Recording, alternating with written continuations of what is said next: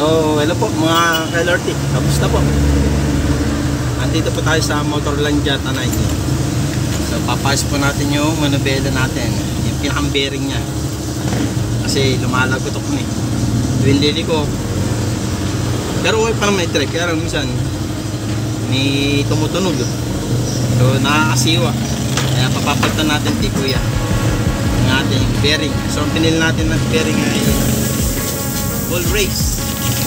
So, ang pinili ko po ay Santal. Santal. So, ito po. Sa set na po ito para sa Paraco. So, 175 Paraco. Pwede rin po sa CT100. Sa HD3. Sukat po ito. O, yan po. Kaya bumili na rin tayo ng grasa. Wala pa ng ordinaryong grasa lang. Kaya high temp po yung nabili natin. So, ito po. Line tayo sa bali 16 ng dalawa. So, si Kuya may ginagawa pa yung NMAX.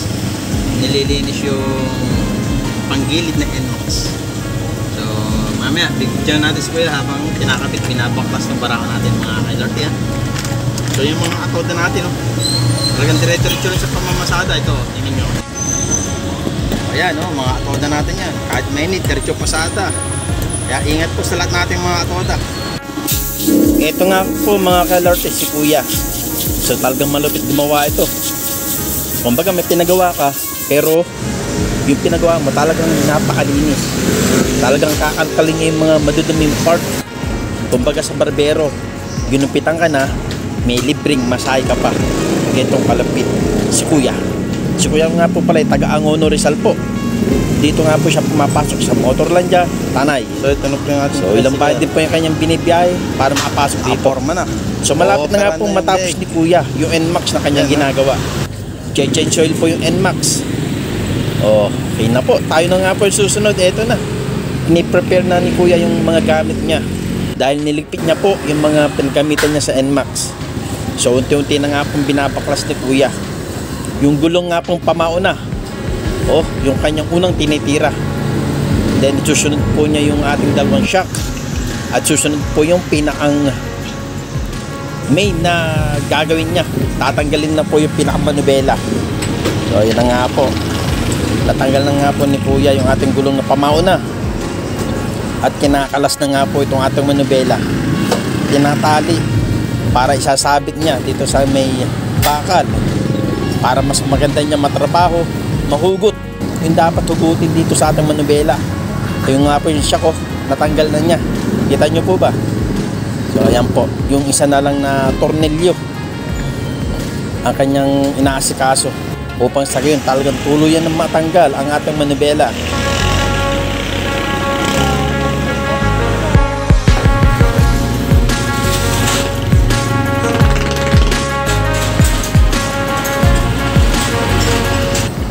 So mamaya nga po makikita nyo yung ating bearing sa manubela o yung mga bulitas na talagang nagkahiwa-hiwalay na dahil ilang taon din po itong nagamit at talagang bumigay na rin po.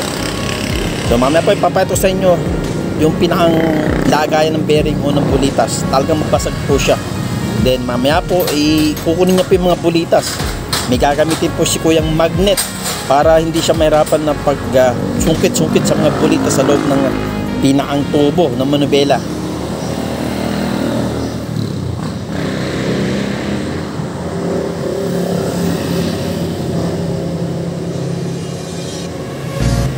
Ayan po, malapit na mahugit na po yung manubela. Naitali na niya lahat yung dapat itali upang sa ngayon hindi bumagsak yung pinakang headlight natin sa semento.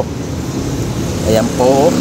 At ito po ang ating manubela. Ayan. Ayun po sinasabi niya, bearing na basag. Mamaya mamagnet ni Kuya niya para makuha niya yung pinaka-bulitas dyan. So ayan po, minamagnet na ng Kuya yung mga bulitas na natira.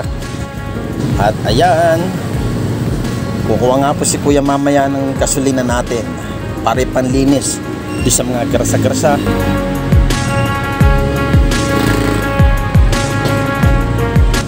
At ito nga po, talagang napakalupit ni Kuya.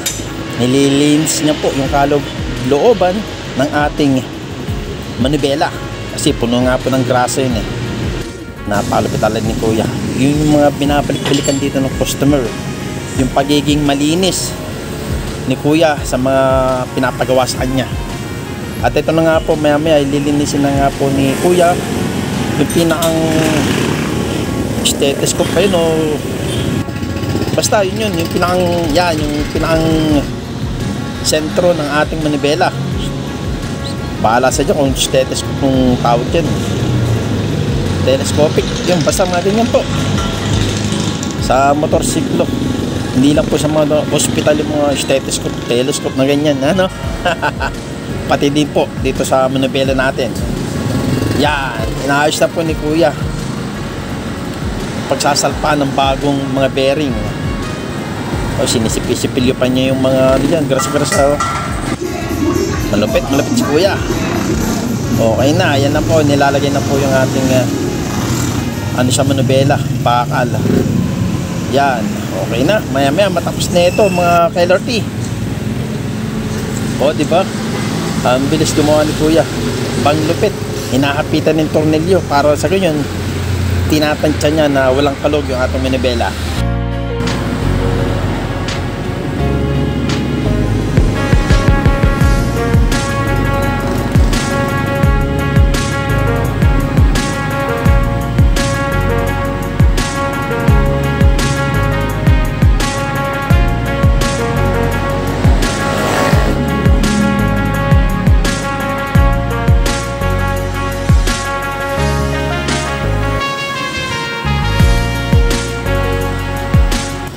Unti-unti na pong binabalik ni Kuya yung mga pinagtatanggal niya kanina, tulad po nitong mga tornilyo dito sa may ilalim.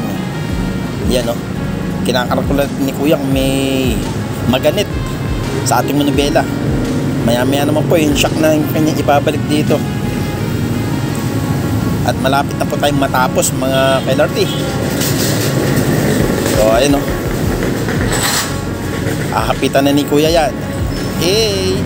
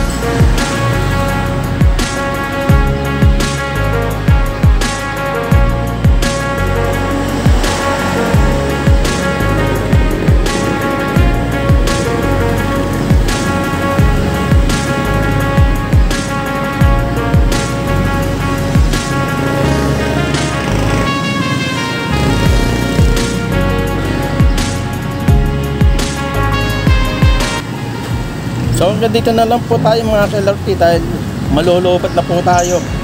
So thank you for watching mga ka-LRT dito po sa ating pagpapa-check up kay Barako Raptor. Ayan, na-check up no. Hindi na check up, talagang ginamot yung ating Barako Raptor, no? Salamat po.